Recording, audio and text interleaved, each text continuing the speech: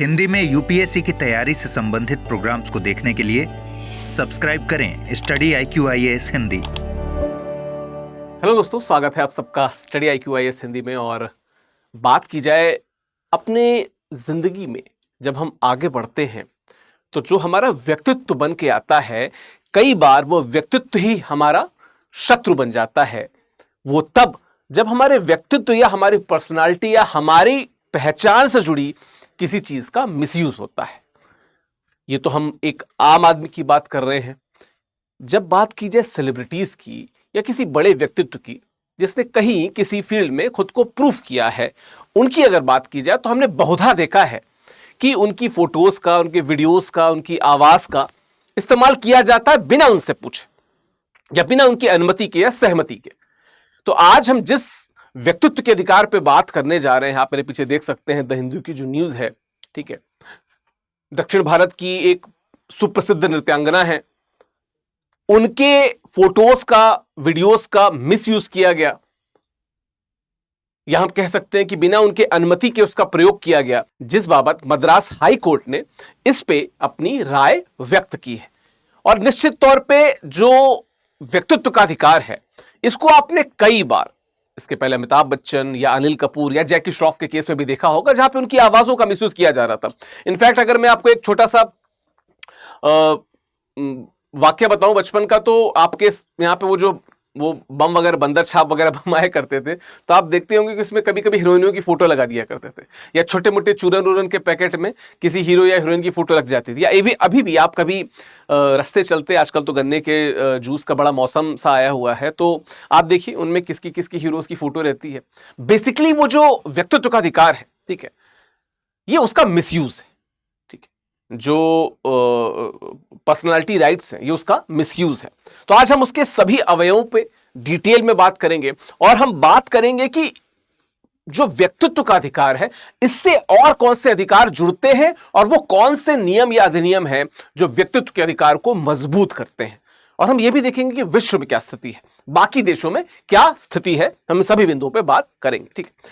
पहले बात कर लेते हैं इंसिडेंट की। तो क्या है, मद्रास उच्च न्यायालय ने व्यक्तित्व अधिकारों के उल्लंघन का हवाला देते हुए एक निवेश, मतलब जहां पे आप पैसा लगाते हो, वहां पे क्या हुआ कि जो अनीता आर रत्नम है, इनकी इमेजेस का और इनके ऑडियो का मिसयूज किया गया।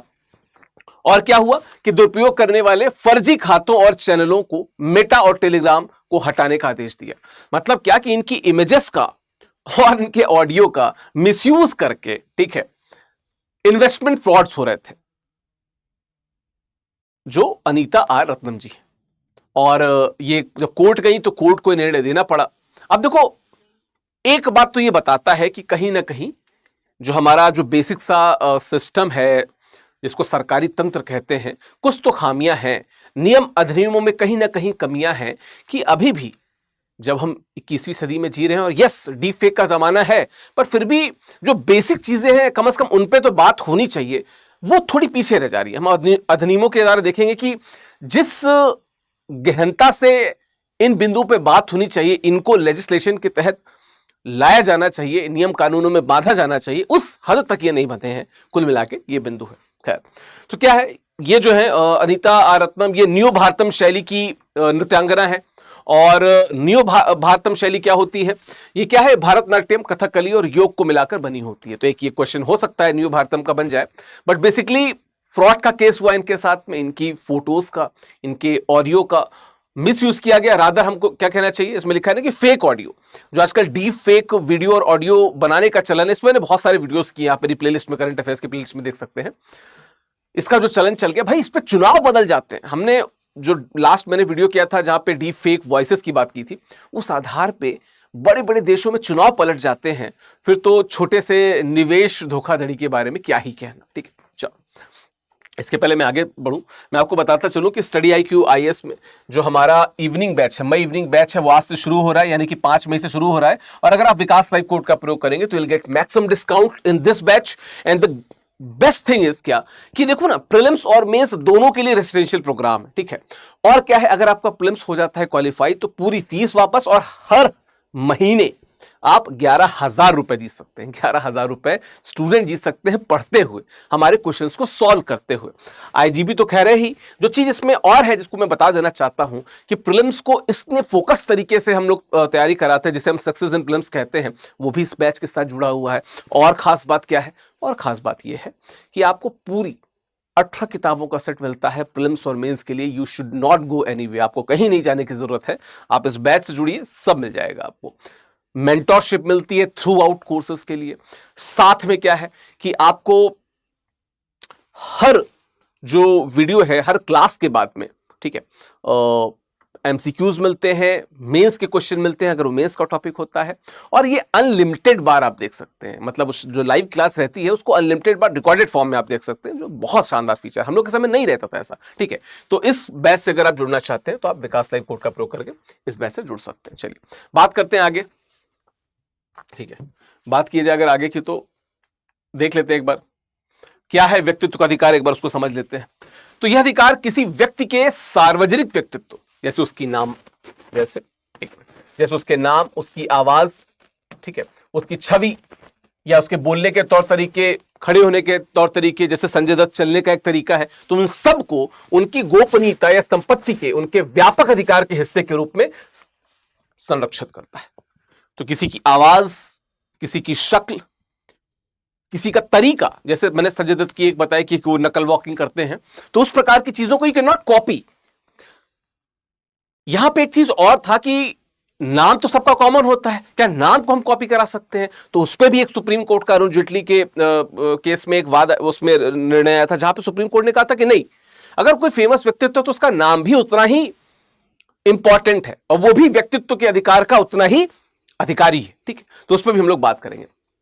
अच्छा, बात की जाए इसके बाद की तो यह बिना किसी की सहमति से उनके नाम, छवि या समानता के व्यावसायिक उपयोग पे सुरक्षा प्रदान करता है। कि मतलब बिना आपकी सहमति के अगर आपके नाम का, आपकी इमेज का, आपके ऑडियो का, आपके वीडियो का, आपके चाल के तरीके का अगर मिसयूज किया जा रहा है बिना आपकी अनुमति के, तो आप सीधे इसके खिलाफ एक्शन ले सकते हैं, जो तरीका यहां पे रत्नम जी ने अपनाया था, ठीक है।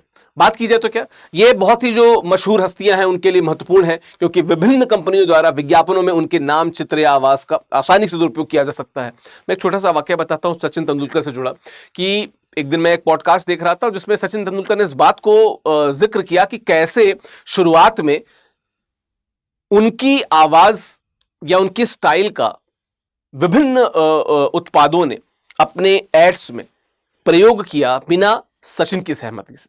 तो किसी व्यक्ति को आप टोटली अगर मिमिक कर रहे हैं तो आपको उसको क्रेडिट देना चाहिए, उससे बात करनी चाहिए और फिर आगे आना चाहिए, और ना तो फिर कोर्ट आपके पीछे पड़ जाएगी, ठीक है।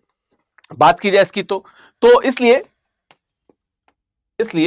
अपने व्यक्तित्व के अधिकारों को सुरक्षित करने के लिए प्रसिद्ध व्यक्तित्वों या जो मशहूर हस्तियां होते हैं उनको अपने नाम को पंजीकृत करना आवश्यक है। तो आजकल यह भी एक चलन है कि आप अपने नाम को और अपने नाम के साथ जुड़ी हर चीज को, चाहे वो आपकी आवाज हो, आपका तरीका हो, या कुछ विशेष चीज जो आपके पर्सनालिटी में झलकता हो, आप उसको क्या कर सकते हैं, पंजीकृत करा सकते हैं, ठीक है। चलिए बात की जाए इसके आगे की तो व्यक्तित्व का अधिकार बनाम प्रचार का अधिकार, थोड़ा इसको देख लेते हैं क्या है। देखिए, जब आप व्यक्तित्व के अधिकार की बात करते हैं तो इसके दो भाग आपको दिखते हैं। एक जगह जहां पे आपकी गोपनीयता की बात होती है, जहां एक दूसरी जगह जहां पे आपकी पब्लिसिटी की बात होती है, ठीक है। तो जो पहला है जहां पे मैं प्रचार का अधिकार बता रहा हूं, this is related to your publicity. तो क्या है कि किसी व्यक्ति की छवि और समानता को अनधिकृत व्यावसायिक उपयोग से बचाना ट्रेडमार्क अधिकारों के समान। तो आप नहीं कर सकते किसी व्यक्ति की जो छवि है, उसकी जो इमेज है या उसकी छवि के समान उसको मिमिक नहीं कर सकते आप, यह है पब्लिसिटी वाला। लेकिन गोपनीयता की बात क्या कहती है कि बिना सहमति के किसी के व्यक्तित्व को सार्वजनिक रूप से प्रदर्शित करने से सुरक्षा।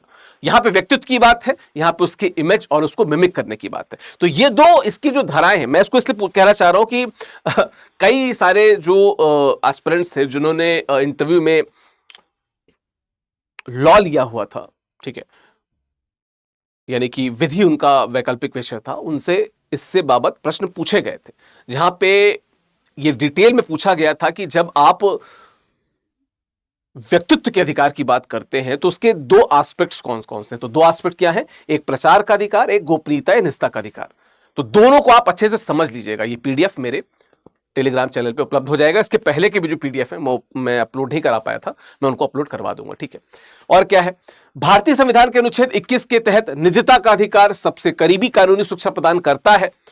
हालांकि जिस प्रकार की निजता की बात यहां पे हो रही है, ये एकदम इस प्रकार से नहीं है। वहां पे निजता का कुछ और चीज है। जो केएस पुट्टास्वामी केस है उसमें निजता के किसी और सेंस में बात की गई थी, इस प्रकार से तो नहीं थी। लेकिन यस, अगर न्यायालय अपना दायरा बढ़ाए तो यह भी उसी निजता के अधिकार में शामिल हो सकता है, ठीक है। निजता उसमें शामिल हो सकता है। हालांकि सामान्य कानून के क्षेत्राधिकार के तहत प्रचार का अधिकार पासिंग ऑफ के अपकृत्य यानी कि टॉर्ट के दायरे में आते हैं।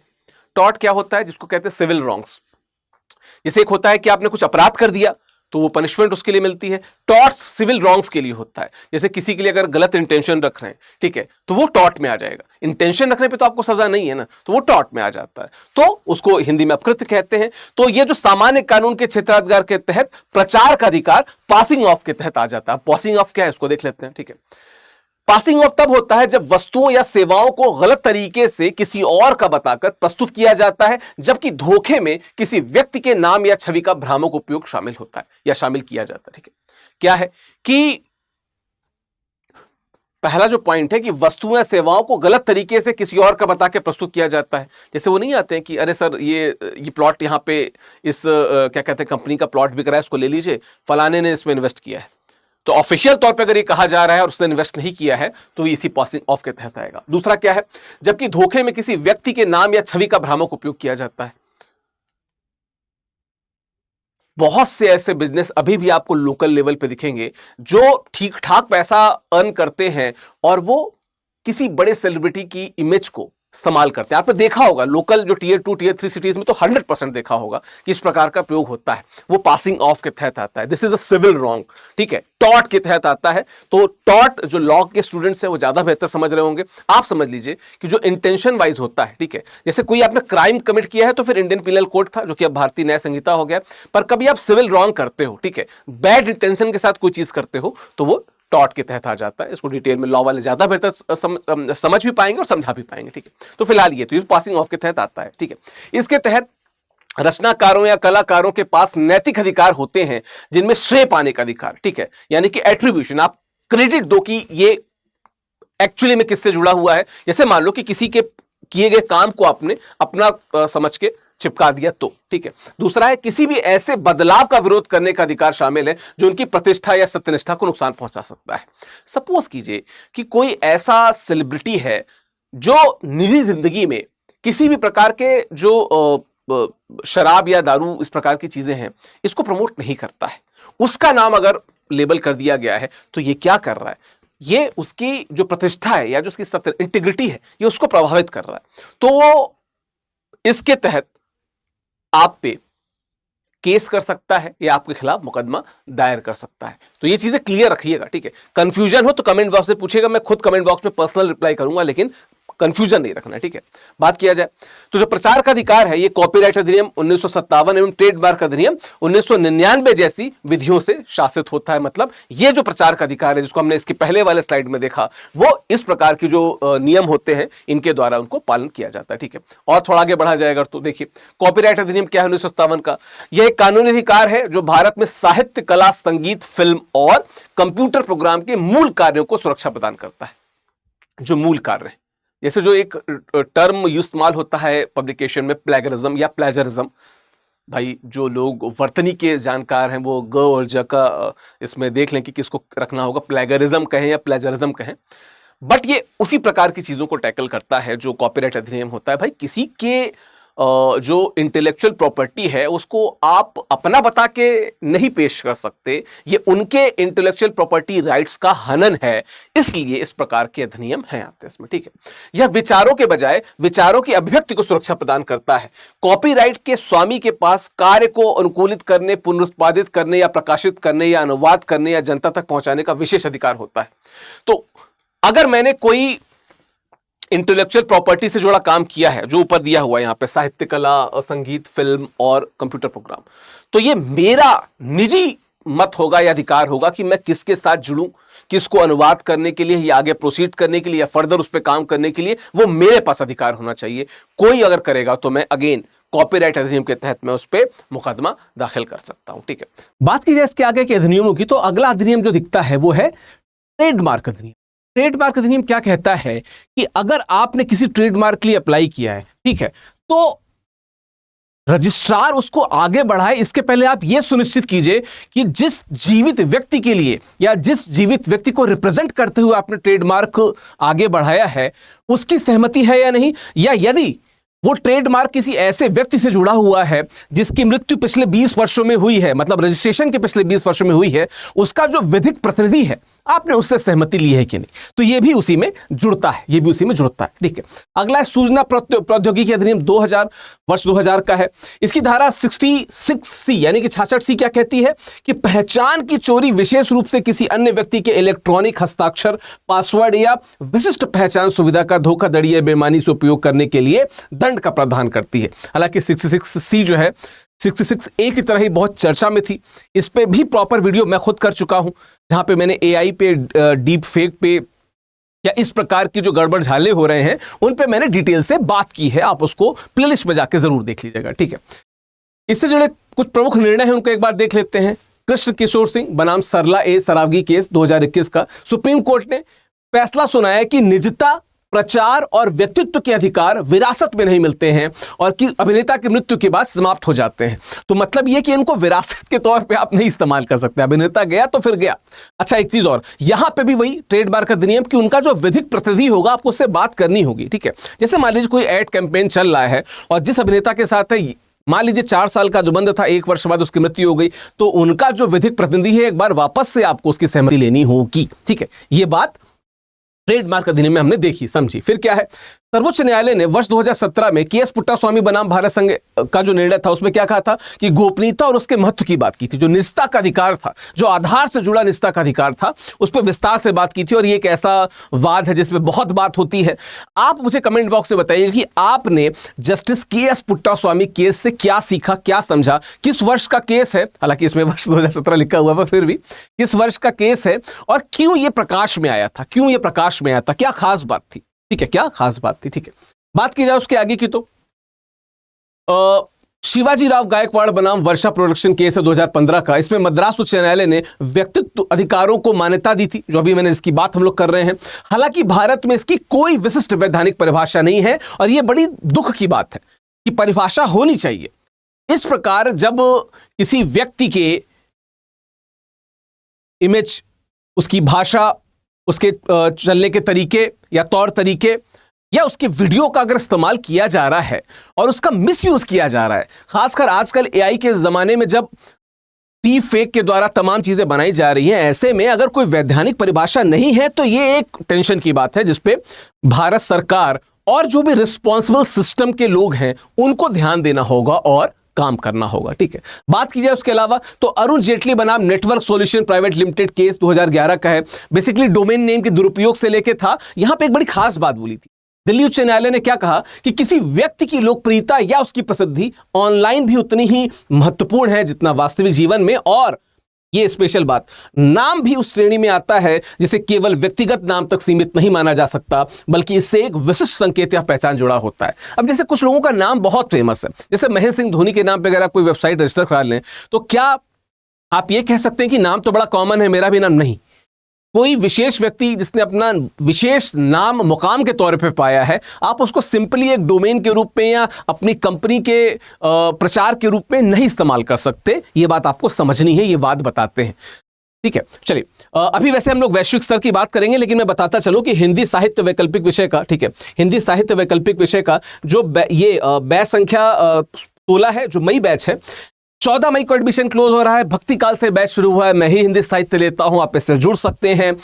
इस बार शानदार परफॉर्मेंस रही हिंदी साहित्य की। हिंदी साहित्य के एक टॉपर से मेरा इंटरव्यू भी आपको इस प्लेलिस्ट में मिल सकता है, तो उसको जरूर देखिएगा। ठीक है, आपको स्टडी IQ IAS हिंदी और स्टडी IQ मेन चैनल दोनों जगह पे आपको ये दिख जाएगा। ठीक है, चलिए बात की जाए इसके बाद की, तो अगर हम आगे देखते हैं तो विश्व में क्या स्थिति है।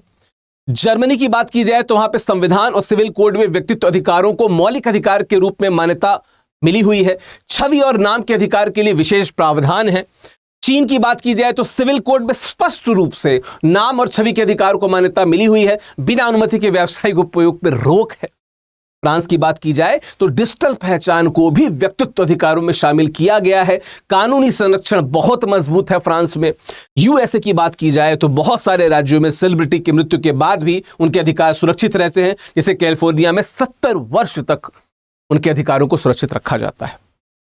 बात की जाए अगर जापान की, ठीक है, बात की जाए अगर जापान की तो कुछ मामलों में प्रचार अधिकार को अदालतों ने सीमित रूप में स्वीकारा है, लेकिन हर मामले में मान्यता नहीं है, तो शायद जापान में उतना बेहतर नहीं है।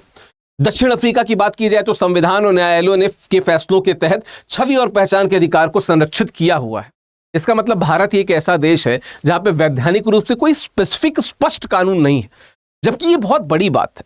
हम भारत में बहुत से मूवी के स्टार्स को, स्पोर्ट्स स्टार्स को सेलिब्रेट करते हैं, तो कहीं ना कहीं जिनको सेलिब्रेट किया जाता है उनसे जुड़े अधिकारों को भी संरक्षित किया जाना चाहिए, संजोया जाना चाहिए और मुकम्मल तौर पे बनाया जाना चाहिए, ताकि भविष्य में कोई भी सेलिब्रिटी इस तरीके से किसी पछड़े में ना फंसे, किसी दिक्कत में ना फंसे, या कानून बिल्कुल बेहतर तरीके से आगे चल सके या बन सके। ठीक है, चलिए, ये मैंने चार्ट स्पेसिफिकली इसलिए भी बनाया था कि जो स्टूडेंट इसको देख रहे हैं, समझ रहे हैं, वो वैश्विक स्तर पे जो सीन है, जो वैश्विक स्तर पे जो व्यक्तित्व के अधिकार को लेके बात है, वो कितनी सघन रूप से फैली हुई है और कितने मुकम्मल तौर से उसको इस्तेमाल किया गया है, आप ये समझ सकें। ठीक है, चलिए बात की जाए इसके बाद की, तो निष्कर्षतः हम क्या कह सकते हैं कि व्यक्तित्व का जो अधिकार है वो आधुनिक डिजिटल युग में अत्यंत प्रासंगिक है। विश्व स्तर पर इसकी मान्यता और संरक्षण की स्थिति विविध है।